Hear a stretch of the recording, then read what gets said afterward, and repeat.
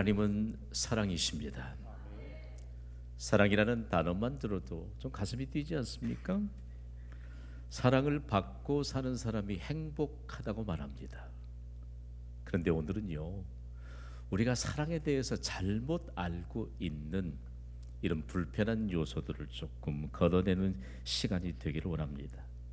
우리는 하나님의 계획 안에서 하나님의 사랑을 받기 위해 이 땅에 태어났습니다. 좀 더 정확하게 풀어볼까요? 하나님의 시간표를 따라 세상에 보내졌습니다. 그래서 오늘 우리가 사는 것입니다.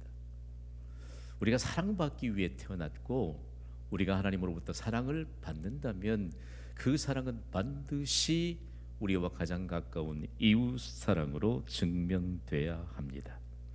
이거 아세요? 사랑은요, 죄를 가지고 태어난 인간에게 속한 인간의 속성이 아닙니다. 인간에게 속한 품성이 아니라는 말씀입니다. 사랑은 오직 하나님께 속하였고 하나님께 속한 성품입니다. 그러므로 여러분, 우리가 사랑을 오해해서는 안 됩니다. 그러므로 하나님께서 우리에게 하나님은 사랑이시라 라고 말씀하면서 사랑이 그저 우리의 생각 속에 머물러 있는 것이 아닙니다. 조금 더 접근해 볼까요? 사랑은 추상적인 개념이 아닙니다.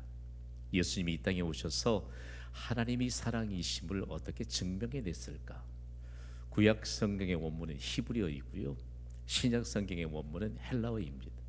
헬라어는 그리스어 히라보로 똑같은 내용인데 표현만 달리할 뿐이잖아요. 왜 하나님이 신약 성경의 원문을 헬라어, 즉 그리스어를 선택하셨을까? 예수님이 이 땅에 오셔서 묻혀버린 채 지내고 있는 아가페라는 한 단어를 통해서 하나님의 사랑을 온 세상에 선포케 하셨습니다. 여러분, 사랑이 뭡니까?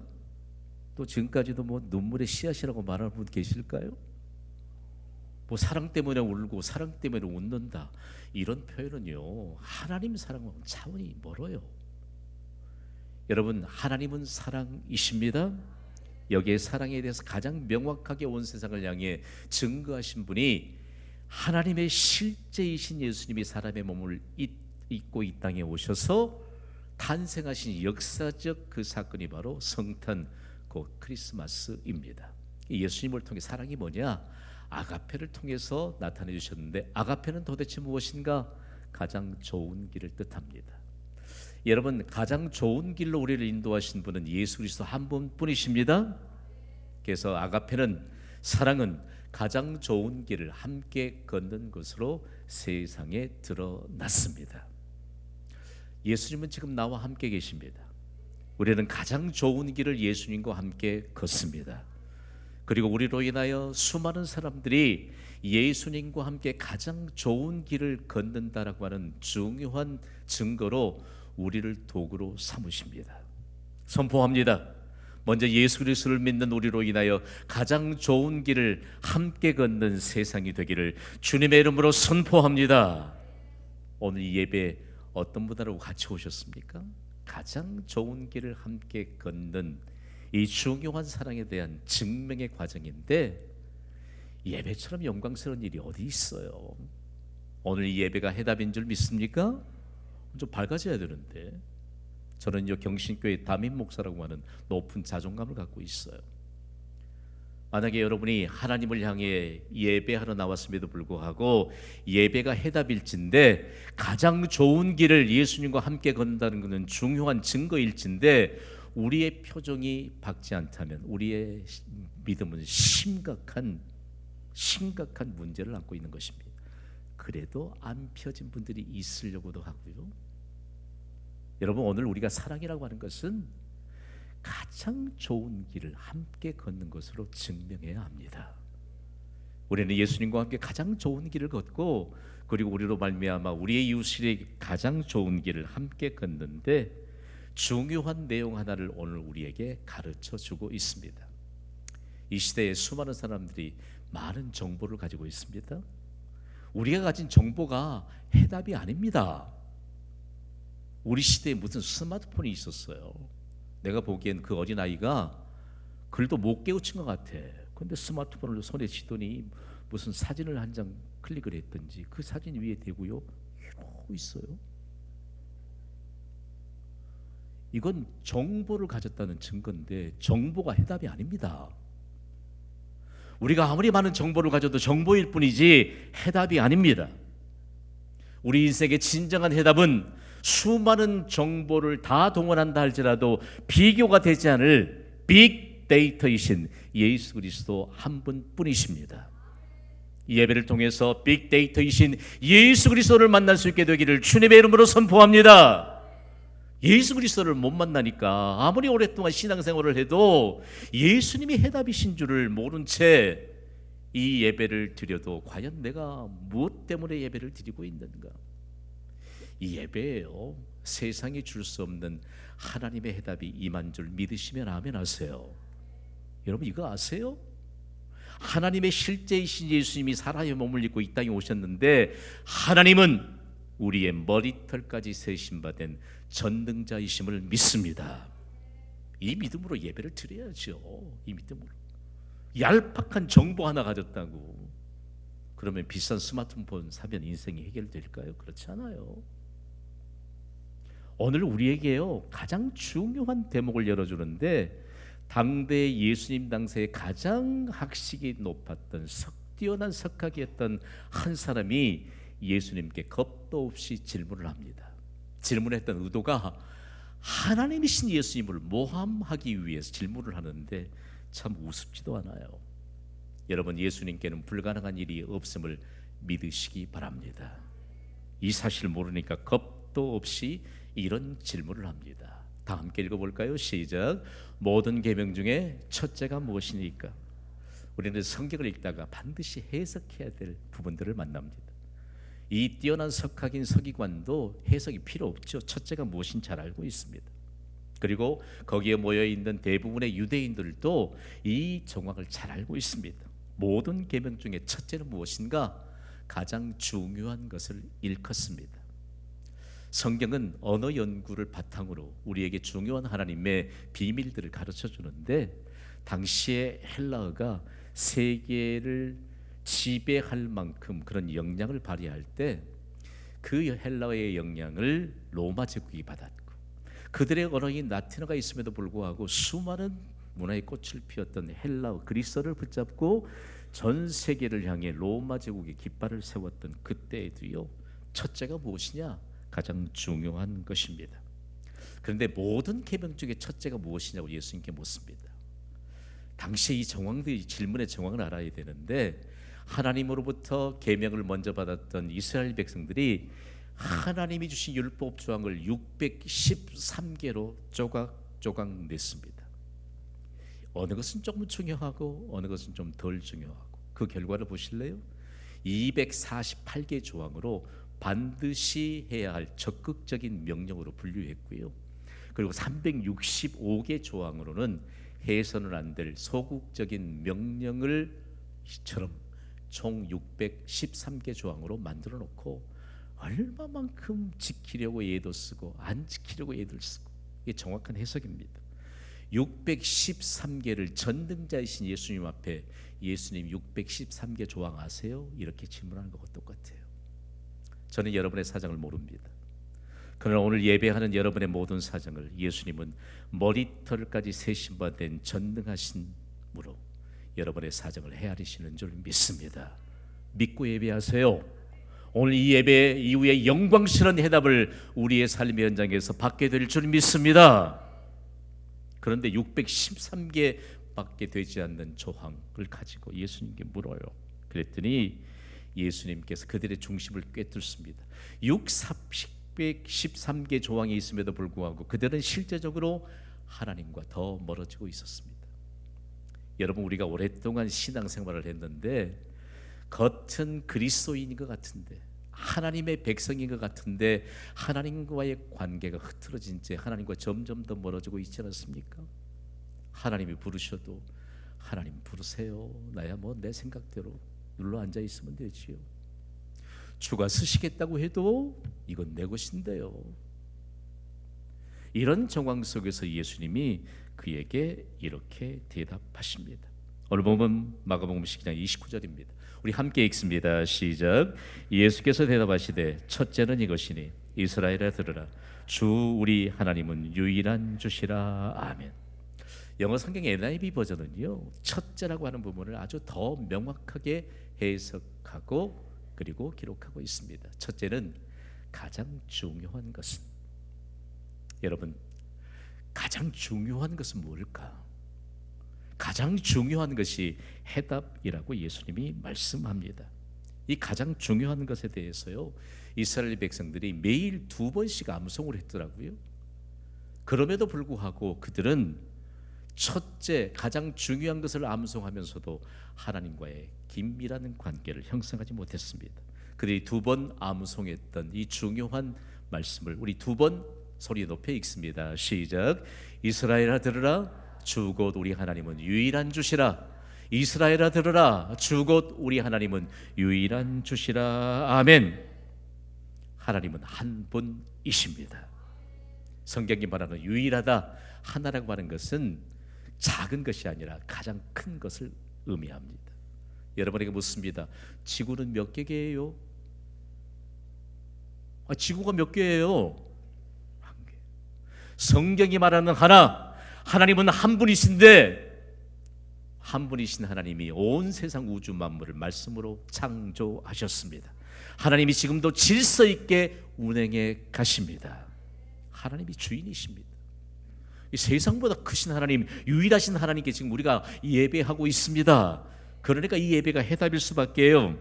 그러면서 구체적으로 들으라 라고 하는 것에 대해서 얼마나 익숙하게 그들이 믿음의 전통으로 받아들였고 계속해서 듣고 있는지 모릅니다.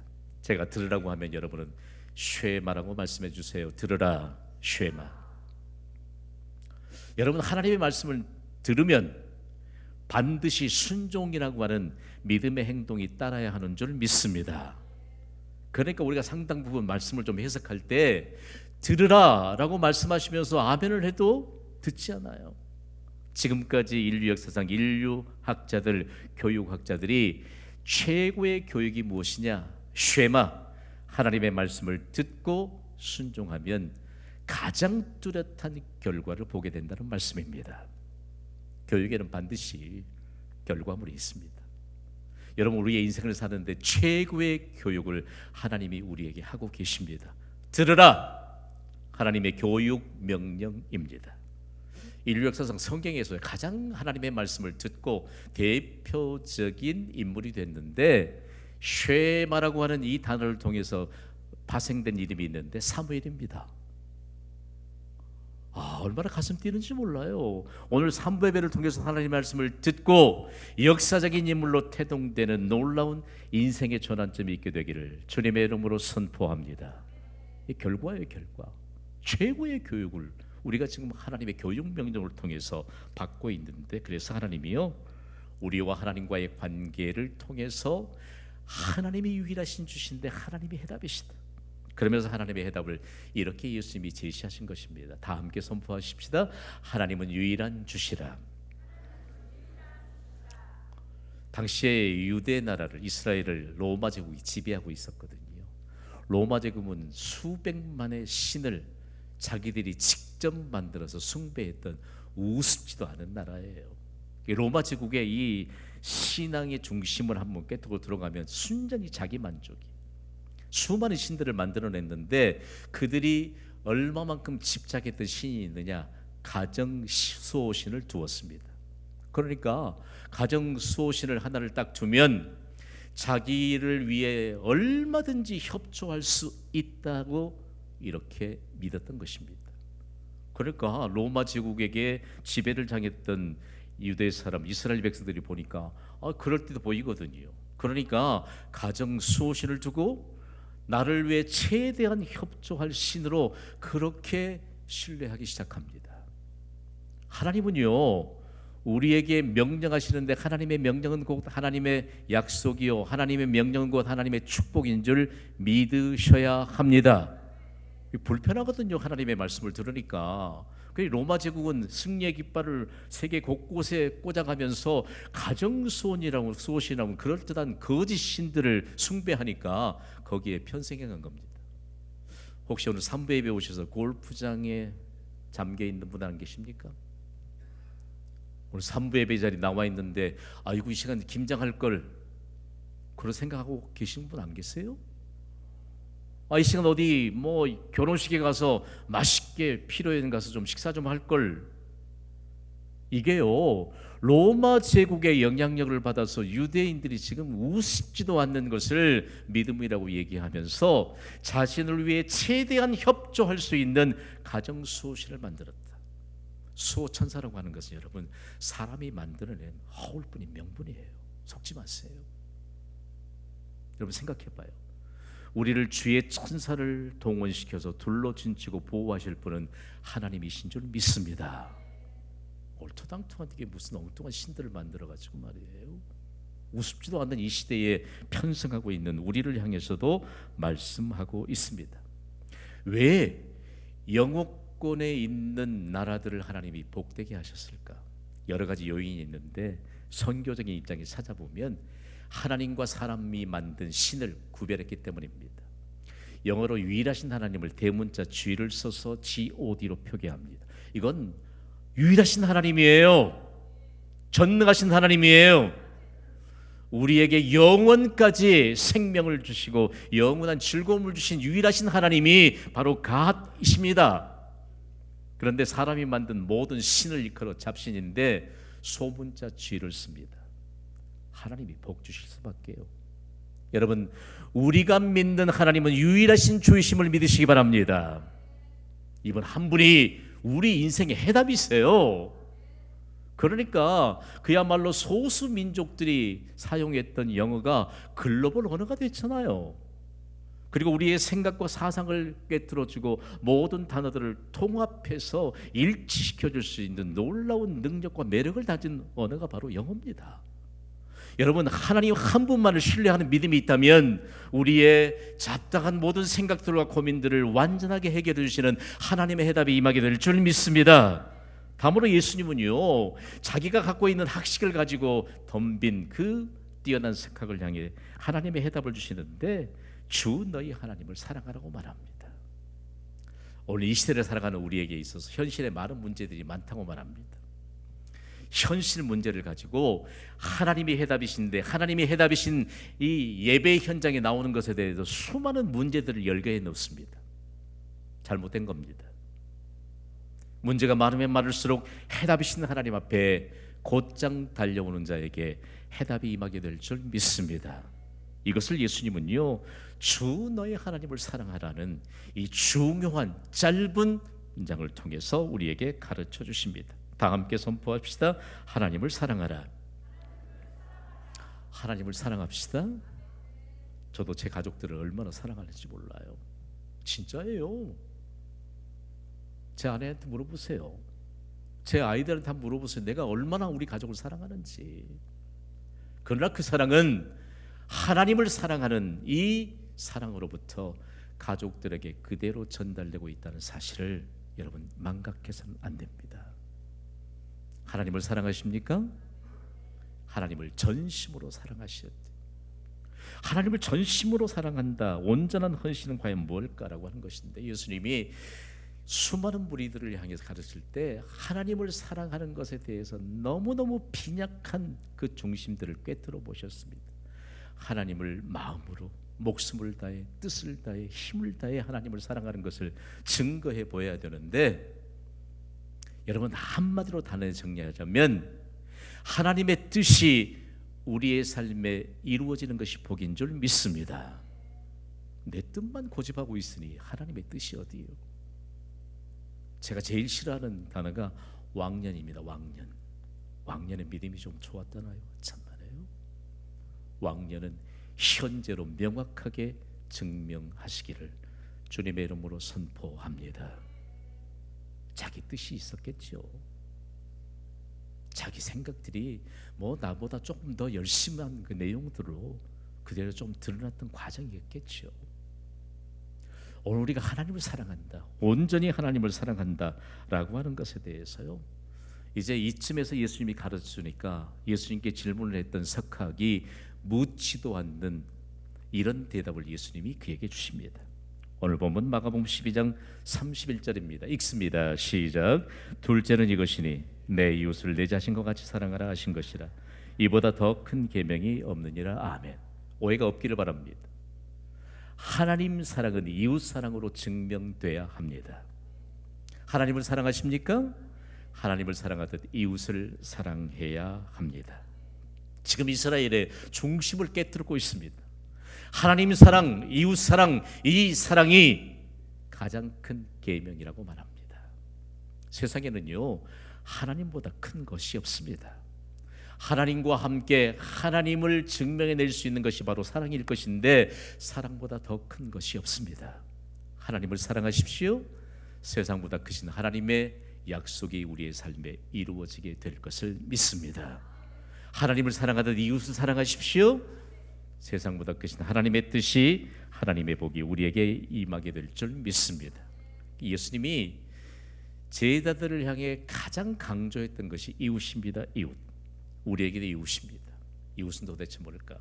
신약 성경에 증거하는 이웃에 대한 의미를 가져오자면 가장 가까이라고 하는 단어로부터 이웃이라고 하는 단어가 파생됐는데, 가장 가까이에서 우리가 만나는 모든 사람들이 이웃입니다. 여러분, 원수를 잘못 이해하고 있는 게 있어요. 한 번도 만나지 않는 사람은 원수가 될 수 없습니다. 맞아요, 틀려요? 세상에 가족을 원수처럼 생각하는 분이 계셔. 늘 가까이 빈번하게 만나니까 가까운 사람이 원수라고 여겨지는 겁니다. 우리의 가족도 친구도 원수도 우리의 이웃입니다. 하나님 사랑을 이웃에게 전달해야 되는 이 중요한 것인데, 오늘 우리는 사랑에 관한 이 내용을 충분하게 검토하고 마음에 새기는 메시지로 받읍시다. 사랑은요, 가장 큰 계명입니다. 세상에 하나님보다 큰 것이 없고 사랑보다 큰 것이 없고 이 사랑보다 큰 것이 없는 이 세상에 우리가 살아갈 해답은 바로 하나님을 사랑하고 이웃을 사랑하는 것입니다. 저는 성경의 인물 가운데 이스라엘을 통치했던 솔로몬을 얼마나 참 마음에 사모하는지 몰라요. 솔로몬이 이 중요한 큰 계명 하나를 가지고 이스라엘 백성들을 부유하게 만들었는데, 솔로몬 시대에 예루살렘 거리에서 돌멩이를 발견하는 것보다 황금 덩어리를 발견하는 게 쉬웠대요. 잠언 8장 17절은 그 대목을 이렇게 열어줍니다. 읽습니다. 시작. 나를 사랑하자니 나의 사랑을 입으면 나를 간절히 찾는 자가 나를 만날 것이니라. 아멘. 하나님을 사랑합시다. 이웃을 사랑합시다. 이웃을 사랑하는 것으로 하나님 사랑을 증명하는데, 이웃을 향해 나눌 수 있는 것, 우리와 무난하다는 선교지를 향해 선교할 수 있는 것, 그리고 국내에 복음이 필요한 곳에 복음을 전할 수 있는 것, 하나님의 사랑, 이웃 사랑, 이 큰 계명으로 우리가 복을 받습니다. 온 세상이 복을 받습니다. 오늘 이 받은 이 말씀으로 하나님의 해답을 만방에 증거하는 축복의 증인들로 살아가시기를 주님의 이름으로 축원합니다. 이 시간 성교